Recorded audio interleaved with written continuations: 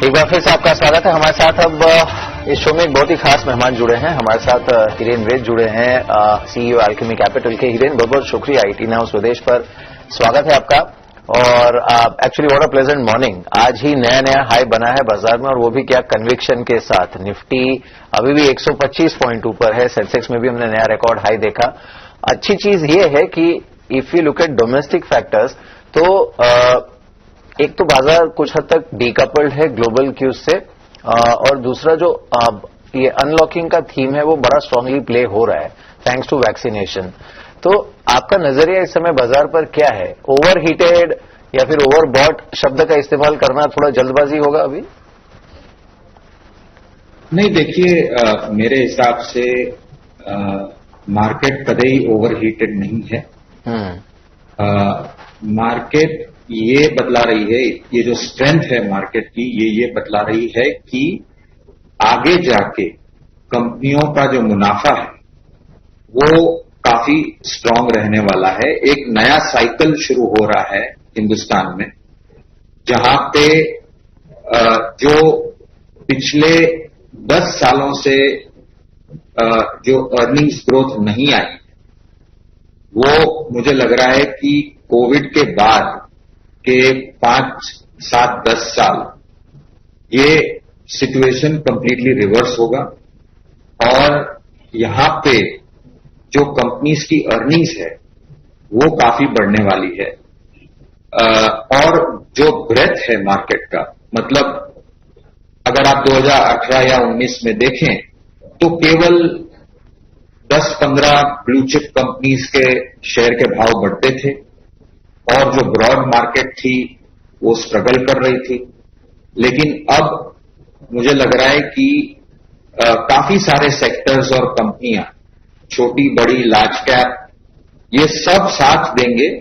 और मार्केट की स्ट्रेंथ की एक ये वजह है कि जो ब्रेथ है वो इंप्रूव हो रहा है मार्केट का, और जो कंपनियों के अर्निंग है वो मुझे लगता है कि 28 से 30% compounded return growth, earnings growth आ सकती है अगले 3 साल में। और ये मेरे हिसाब से मार्केट डिस्काउंट कर रहा है, इसलिए ये स्ट्रेंथ दिख रहा है मार्केट में। हिरेन, जो आपने कहा, और ये अर्निंग्स में रिबाउंड जो है, ये जाहिर सी बात है एक बहुत स्ट्रांग ट्रिगर है मार्केट के लिए। इसमें आपको इस समय सबसे बेहतरीन गुंजाइश कहां पर लग रही है? कौन से सेक्टर्स हो सकते हैं या फिर थीम हो सकते हैं जहां पर हम सबसे पहले प्रोबेबली प्री कोविड लेवल्स का ग्रोथ लौटता देखेंगे? तो हुआ ये है कि अगर आप देखें तो टेक्नोलॉजी सेक्टर की अर्निंग्स है वो ऑलरेडी प्री कोविड को पार कर चुकी है। सिलेक्टिव एक्सपोर्ट ओरिएंटेड सेक्टर्स हैं, स्पेशलिटी केमिकल्स, वो भी प्री कोविड से कहीं आगे बढ़ चुकी है अर्निंग्स। लेकिन अभी भी काफी सारे बड़े सेक्टर हैं जहां पे अभी नॉर्मलाइजेशन होना बाकी है, जैसे कि बैंक के अर्निंग्स हैं, क्योंकि कोविड के समय पे उन्होंने काफी बड़ा प्रोविजन लिया था, और अब जैसे जैसे हम कोविड के प्रभाव से बाहर निकल रहे हैं, उस प्रोविजन की शायद आगे जाके उतनी जरूरत नहीं होगी, और वहां पे अर्निंग्स का रिबाउंड हो सकता है। मेटल सेक्टर जो है वो बहुत बड़ा कंट्रीब्यूटर है for earnings. Oil, gas, petrochemicals, commodities, ये जो पूरा सेक्टर, इसमें जो कंपनियां हैं सेक्टर में, वो भी आगे जाके उनका मुनाफा काफी ज्यादा होगा इन निफ्टी अर्निंग्स, और ये उनके स्टॉक प्राइस भी दिखा रहे हैं। लेकिन अभी भी काफी सारे ऐसे सेक्टर हैं, जैसे कैपिटल गुड्स है, जैसे मैन्युफैक्चरिंग है, जैसे ऑटोमोबाइल है, ये सब जो पिछले कई सालों से जिनका मुनाफा नहीं बढ़ रहा था, वो आगे जाके कॉन्ट्रीब्यूट करेंगे अर्निंग्स ग्रोथ को। और जो ऑलरेडी जो स्ट्रक्चरल ग्रोथ में है जो सेक्टर, जैसे मैंने बताया टेक्नोलॉजी या स्पेशलिटी केमिकल या एपीआई मैन्युफैक्चर या जो एक्सपोर्टर्स हैं, मेटल्स हैं, ये कंटिन्यू रहेंगे। तो मुझे लग रहा है कि आगे जाके जो पिछले 10 साल जो सेक्टर हैं जो नहीं पार्टिसिपेट किए बोथ प्रॉफिट में और मार्केट कैप ग्रोथ में, वो अगले 5, 7, 10 साल वो लीड करेंगे। हिरेन, आपने काफी अच्छी बात बोली मैन्युफैक्चरिंग को लेके, और इनफैक्ट हम जब मैनेजमेंट से बात कर रहे हैं, चाहे वो ऑटोमोबाइल के हों, कैपिटल गुड्स, बहुत सारे मैन्युफैक्चरर्स हमें इसी तरह का फीडबैक दे रहे हैं कि सडनली डिमांड काफी बॉयंट हो गई है, एक्सपोर्ट डिमांड भी और डोमेस्टिक डिमांड भी। थोड़ा और हमें थोड़ा डिटेल या स्पेसिफिक में बताएं हिरेन, आप क्या रिसर्च कर रहे हैं कैपिटल गुड्स में, क्योंकि वो इतना वाइड वास्ट सेक्टर है। वहां पे एग्री इनपुट मशीनरी वाली कंपनीज भी हैं, टेक्सटाइल केमिकल्स के इनपुट्स वाली कंपनीज भी हैं, एग्री इनपुट मशीनरी वाली कंपनीज भी हैं, टेक्सटाइल केमिकल्स के इनपुट्स वाली कंपनीज भी हैं, कुछ कैपिटल गुड्स क्लियरली सिर्फ इंफ्रा का साथ में। आप किस तरह, आपके रिसर्च डेस्क पे किस तरह के नोट्स हैं और आप क्या कॉन्कॉज अटेंड कर रहे हैं? तो ये आदेश, आपकी बात सही है कि काफी वाइड है मैन्युफैक्चरिंग सेक्टर, लेकिन हमें लग रहा है कि मैन्युफैक्चरिंग में जैसे हमने कैपिटल गुड्स में हम एबीबी को बैक कर रहे हैं, क्योंकि मैन्युफैक्चरिंग 4.0 जो है, आगे जाके मैन्युफैक्चरिंग में रोबोटिक्स और ऑटोमेशन काफी लगेगा, और हर कोई कैपिटल गुड्स कंपनी की क्षमता नहीं है कि वो ऐसी मॉडर्न टेक्नोलॉजी के मशीन बनाए। तो हमारा ये जानना है कि अगर कोई ट्रेडिशनल कैपिटल गुड्स सेक्टर को भी बैक करना है तो ऐसी कंपनियों को बैक करना चाहिए कि जिसके पास मॉडर्न टेक्नोलॉजी हो। तो ऐसे में काफी सारी कंपनियां हैं, एबीबी है, सीमेंस है, हनीवेल है, लेकिन हमने एबीबी को बैक किया है। कैपिटल गुड्स मैन्युफैक्चरिंग में हमने एक छोटी कंपनी है प्राज इंडस्ट्रीज, उसको काफी बैक किया है, जो एथेनॉल मशीन बना रही है, नॉट ओनली शुगर से लेकिन अब ग्रेन से भी आप उसमें एथेनॉल बना सकते हैं। और गवर्नमेंट का बड़ा फोकस है कि आप पेट्रोल और डीजल में एथेनॉल ब्लेंड करें ताकि अपना जो इंपोर्ट है वो कम हो। और ये जबकि क्रूड ऑयल के भाव तेजी से बढ़ रहे हैं, मुझे लगता है कि ब्लेंडिंग काफी तेजी से होगी, और ये कंपनियों ने काफी R&D किया है, सेकेंड जनरेशन, थर्ड जनरेशन, फिर हाइड्रोजन, ये सब अपॉर्चुनिटीज आगे जाके नेक्स्ट 5-10 साल काफी बड़ी होंगी। तो ऐसे काफी सारे सेक्टर हैं, और थोड़े ट्रेडिशनल मैन्युफैक्चरिंग सेक्टर्स भी हैं, जैसे भारत फोर्ज है, सुंदरम फास्टनर्स है, ऑटो एंसिलरीज में, जो डोमेस्टिक मार्केट को भी सर्विस करते हैं और एक्सपोर्ट्स को भी सर्विस करते हैं। और उन्होंने अभी नॉन ऑटो बिजनेस भी काफी बड़ा किया है, जैसे डिफेंस है, एरोस्पेस है, रिन्यूएबल एनर्जी है। तो ये काफी सारे ऐसे कंपनियां हैं, जैसे मैंने बताया प्राज है, एबीबी है, भारत फोर्ज है, सुंदरम फास्टनर्स हैं। हम ये सब कंपनियों पे बेट कर रहे हैं मैन्युफैक्चरिंग में, और हमें लग रहा है कि नेक्स्ट 3-5 साल ये कंपनियों का नफा जो है काफी गति से बढ़ेगा। राइट हिरेन, बहुत ही अच्छे आपने जानकारी दी किस तरह की कंपनीज पे आप रिसर्च कर रहे हैं। एक्सपोर्ट थीम को आप कैसे खेल रहे हैं beyond the traditional big exporters? IT और फार्मा, स्पेशलिटी केम भी 5 साल में काफी बड़ा बन गया। उसके बियॉन्ड आपने कैपिटल गुड एक्सपोर्ट या फिर आपने टेक्सटाइल एक्सपोर्ट्स या कुछ और को अपने अपने रेडार पे लाए? देखिए, मेरा ये मानना है कि अगर एक्सपोर्ट में अगर अपने को निवेश करना है तो हमें उसी सेक्टर पे ध्यान देना चाहिए जहां पे इंडिया की कॉम्पिटिटिव एडवांटेज प्रूवन है। यस, मुझे ये लग रहा है कि अब जैसे टेक्सटाइल मशीनरी वगैरह की भी एक्सपोर्ट काफी बढ़ सकती है, लेकिन हम जो खेल रहे हैं एक्सपोर्ट की स्टोरी, वो मुझे लग रहा है कि बहुत बड़ा अपॉर्चुनिटी है स्पेशलिटी केमिकल में, बहुत बड़ी अपॉर्चुनिटी अभी भी है फार्मा में। एंड भले ही ये सब इंडस्ट्रीज में स्टॉक के भाव बढ़े हों, लेकिन अभी भी मुझे लग रहा है कि लंबे अरसे के नजरिए से यहां पे अभी भी काफी स्कोप है। हां, थोड़ा बहुत कुछ ये स्टॉक्स कंसोलिडेट कर सकते हैं, लेकिन लॉन्ग टर्म मुझे लग रहा है कि अभी भी उनमें अपॉर्चुनिटी है। तो एक्सपोर्ट्स, टेक्सटाइल हो, टेक्सटाइल मशीनरी हो, स्पेशलिटी केमिकल हो, फार्मा हो या ऑटो कंपोनेंट्स हो, मुझे लग रहा है कि ये सारे एक्सपोर्ट के सेक्टर जो हैं, जहां पे ट्रेडिशनली इंडिया ने अपनी कॉम्पिटिटिव स्ट्रेंथ दिखाई है, उसको बैक करना बहुत ही महत्वपूर्ण है। ठीक है, ऑलराइट।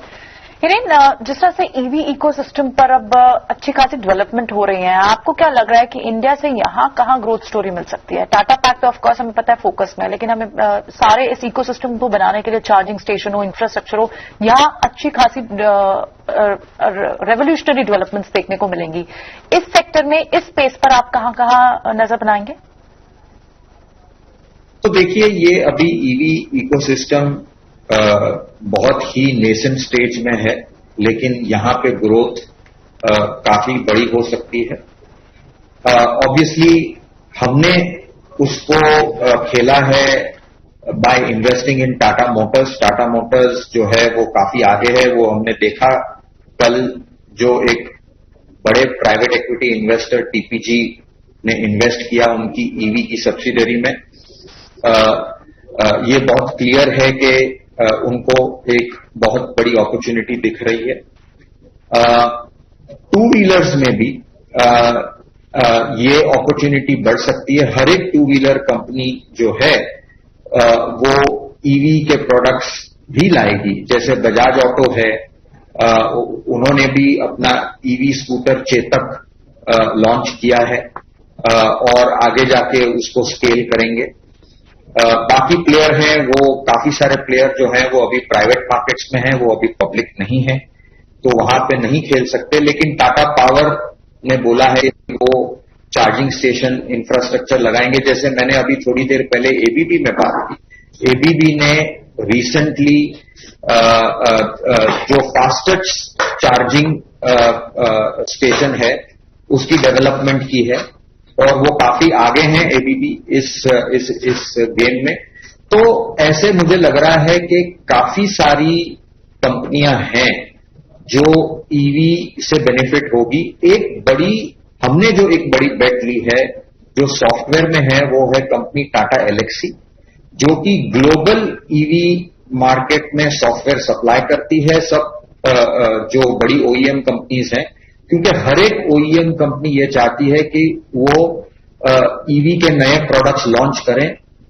काफी सारे ग्लोबल ओईएम्स ने ये बताया है कि उनको 2025, कोई 2027, कोई 2030 तक फुल इलेक्ट्रिक व्हीकल फ्लीट बनानी है। तो इस वजह से उनको आज के अभी नेक्स्ट 2-3-5 साल में काफी इन्वेस्ट करना पड़ेगा सॉफ्टवेयर प्लेटफॉर्म में। और टाटा एलेक्सी है, एलटीटीएस है, ये जो कंपनियां हैं, ये भी आप इनमें निवेश कर सकते हैं to play the EV theme. जी हिरेन, आपने बजाज फाइनेंस के बिजनेस मॉडल को भी बहुत अच्छी तरह एनालाइज किया है। उनके अच्छे समय में आपने पूरी रैली राइड की थी, if I am not wrong, और उनके चैलेंजिंग समय में भी आपने वो स्टडी किया है। लास्ट 3 महीने में बजाज फाइनेंस बाजार उसको एक फिनटेक, इवॉल्विंग फिनटेक कंपनी की तरह भी देखने लगा है, क्योंकि दूसरे कंपनी, सिमिलर कंपनीज के आईपीओ आ रहे हैं, पेटीएम का आईपीओ आ रहा है। इस पूरे मुद्दे पे आपकी क्या राय है? बजाज फाइनेंस कितना फिनटेक हो सकता है वो अपने वैल्यूएशन टर्म्स में, और उसको कितना कंपटीशन मिलेगा दूसरे डिजिटल पेमेंट कंपनीज से? तो देखिए, ये जो पूरी स्पेस है फिनटेक की, ये काफी इवॉल्विंग है और इसमें मेरे हिसाब से जो एग्जिस्टिंग वेल एंट्रेंच्ड प्लेयर्स हैं, जिनमें से एक बजाज फाइनेंस है, वो इस ट्रेंड को काफी पहले से उन्होंने परखा और ये आज नहीं, पिछले तकरीबन 2-2.5 साल से इसके पीछे काम कर रहे हैं। उन्होंने सबसे ज्यादा निवेश किया अपनी कंपनी को डिजिटल बनाने में और अब इस सेकेंड क्वार्टर से लेके फोर्थ क्वार्टर तक वो अपने जो सुपर एप्स हैं दोनों बजाज फाइनेंस और फिनसर्व में लॉन्च करने वाले हैं। देखिए, हमारा बेट जो है और जो मार्केट का बेट है कि बजाज फाइनेंस को एक फिनटेक कंपनी की तरह देखा जाए, वो सही है किसी मानों में, क्योंकि बजाज के पास कस्टमर्स ऑलरेडी हैं और वो मेरे हिसाब से काफी आगे हैं टू अडॉप्ट टेक्नोलॉजी, और वो हमेशा रहे हैं। They were very quick to adapt to new technology, और इस वजह से जब ये नई कंपनियां जैसे पेटीएम का जिक्र किया आपने, जब आएंगे तो मार्केट इन कंपनियों को काफी बड़ा वैल्यूएशन देना चाहती है, तो थोड़ा सा वो rub off effect Bajaj group की ये दोनों फाइनेंशियल सर्विसेज कंपनी पे भी पड़ेगा। मेरे हिसाब से इनका एडवांटेज ये है compare to the new companies की ये ऑलरेडी प्रॉफिटेबल हैं, इनके पास ऑलरेडी कस्टमर्स हैं और ये उन कस्टमर्स को एक एनहांस्ड डिजिटल एक्सपीरियंस देगा एंड इस डिजिटल प्लेटफॉर्म के जरिए वो नए कस्टमर्स भी लेंगे। जबकि पेटीएम जैसे कस्टमर्स हैं, जब मैं उनका बिजनेस मॉडल देखता हूं तो वो डेफिनेटली पेमेंट्स में मुनाफा रहा नहीं। तो इन कंपनियों को, जो फिनटेक कंपनियां हैं, वो अपने ऐप के द्वारा कस्टमर को अक्वायर कर लेंगे, लेकिन उस कस्टमर से प्रॉफिट या मुनाफा बनाने के लिए उनको लेंडिंग की जरूरत पड़ेगी। तो वो तो आज बजाज फाइनेंस ऑलरेडी कर रहा है, जबकि इन कंपनियों को जैसे बाय नाउ पे लेटर है या ई कॉमर्स के वेरियस प्रोडक्ट्स हैं, अगर दे आर सक्सेसफुल, उनको अपने एग्जिस्टिंग कस्टमर बेस को जब तक ये दूसरे प्रोडक्ट्स क्रॉस सेल नहीं करेंगे तब तक उनसे मुनाफा बनाना मुश्किल है। तो ये देखने लायक होगा अगले 2-3-4 साल में कि ये जो नई न्यू एज फिनटेक कंपनीज हैं वो कैसे अपने कस्टमर बेस को क्रॉस सेल करके उस पे मुनाफा बनाएंगे। जबकि बजाज फाइनेंस और फिनसर्व ऑलरेडी प्रॉफिटेबल हैं और उनके लिए this will be an added advantage. तो मुझे लग रहा है कि अपॉर्चुनिटी अभी काफी बड़ी है, स्पेस काफी बड़ा है। मैं ये नहीं बोल रहा हूं कि न्यू एज कंपनीज प्रॉफिटेबल नहीं बन सकती हैं, लेकिन मेरे हिसाब से आज के दिन हमारा जो बेट होगा वो है, जो फिनटेक में हम ले रहे हैं, वो एग्जिस्टिंग जो बजाज फाइनेंस की जो 2 कंपनियां हैं, हमारा बेट उसी पे है। और बैंकों में मेरे हिसाब से सबसे आगे आईसीआईसीआई बैंक है, जो एचडीएफसी बैंक से भी काफी आगे है in terms of digital capabilities. तो फाइनेंशियल सर्विसेज में हमने एक बहुत ही क्लियर व्यू लिया है कि हमें ना सिर्फ अच्छी स्ट्रांग बैलेंस शीट, अच्छा फ्रेंचाइज, अच्छी लायबिलिटी फ्रेंचाइज वाली कंपनी में इन्वेस्ट करना है, लेकिन हमें आगे जाके ऐसी कंपनियों में इन्वेस्ट करना है जो डिजिटली सैवी हो, और उसमें मेरे हिसाब से बजाज फाइनेंस, फिनसर्व और आईसीआईसीआई बैंक काफी आगे हैं बाकी सब लोगों से। जी, अब हिरेन, आपने ये बड़ी अच्छी बात कही कि जो न्यू एज बिजनेसेस हैं उसमें हमें थोड़ा सोच समझकर रणनीति अपनानी चाहिए। अब जो कुछ ट्रेडिशनल हेवीवेट्स हैं भारत के, वो काफी अग्रेसिवली परस्यू कर रहे हैं न्यू एज बिजनेसेस को, नई टेक्नोलॉजीज को 5G, मैं बात कर रहा हूं रिलायंस या फिर टाटा मोटर्स, इस तरह की कंपनीज की, क्योंकि ये इतना अग्रेसिवली अपने आप को ट्रांसफॉर्म करने की कोशिश कर रही हैं। ग्रीन एनर्जी और एक स्पेस है जिसमें काफी फोकस बड़े बड़े कंग्लोमरेट्स का बना हुआ है। इनके जो स्टॉक्स हैं इसमें आगे और री रेटिंग की संभावना है? ये जो एक ऑर्बिट शिफ्टिंग एक्सरसाइज ये कंपनीज कर रही हैं उससे, चाहे वो रिलायंस हो, अदानी ग्रुप के स्टॉक्स हो, टाटास के स्टॉक्स हो। नहीं, देखिए ये जो ग्रीन एनर्जी है या ईवी रेवोल्यूशन है या डिजिटल रेवोल्यूशन है, ये हरेक जो एग्जिस्टिंग बिजनेसेस, ट्रेडिशनल बिजनेसेस जो हैं, उन्हें अडेप्ट करना ही पड़ेगा। जो फास्ट अडेप्ट करेंगे, तो अगर आपने देखा होगा कि अब हिंदुस्तान में वेल्थ क्रिएशन जो होगा वो 2 लेवल पे होगा। एक तो ये हो रहा है कि नए एंटरप्रेन्योर आ रहे हैं, नई कंपनियां लेके, जो प्राइवेट इक्विटी या वेंचर कैपिटल फंडेड हैं और अब वो आ रहे हैं आईपीओ मार्केट में। ये कोई ट्रेडिशनल बिजनेसमैन नहीं थे, ट्रेडिशनल बिजनेस ग्रुप नहीं थे। ये नया फ्रेश ब्लड आ रहा है, उनको आज मार्केट कैपिटल देने के लिए तैयार है, तो एक इवन प्लेटफॉर्म है और they are giving a good competition to the existing players also. अब एग्जिस्टिंग प्लेयर में ऐसा है कि अगर आप देखें ट्रेडिशनली, तो जो बड़े ग्रुप हैं वो हमेशा जो नई अपॉर्चुनिटी है वो एग्जिस्टिंग कंपनियों में सीड करते हैं। जैसे आप रिलायंस देखो, तो वो शुरू किया टेक्सटाइल्स, फिर रिफाइनिंग पेट्रोकेमिकल में गया, फिर टेलीकॉम में गया, फिर न्यू एज जियो बिजनेस में गया, अब वो ग्रीन एनर्जी में आ रहा है। तो रिटेल किया उन्होंने, तो काफी सारी जो नई अपॉर्चुनिटीज थी वो ट्रेडिशनल इंडियन बिजनेस जनरली एक कॉन्ग्लोमरेट स्ट्रक्चर में करते हैं और फिर आगे जाके इन कंपनियों में एक ये स्प्लिट कर सकते हैं बिजनेस को और शेयर होल्डर्स को फिर वो सेपरेट कंपनी की डायरेक्ट ओनरशिप दे सकते हैं या तो फिर मेन कंपनी के थ्रू ओनरशिप हो सकती है। जैसे फॉर एग्जांपल टाटा मोटर्स ने किया, उन्होंने अपना सारा ईवी का जो प्ले है वो एक सब्सिडरी में डाला और किसी एक्सटर्नल इन्वेस्टर से एक वैल्यूएशन अनलॉक किया, तो उसका बेनिफिट एग्जिस्टिंग टाटा मोटर्स के इन्वेस्टर को मिला।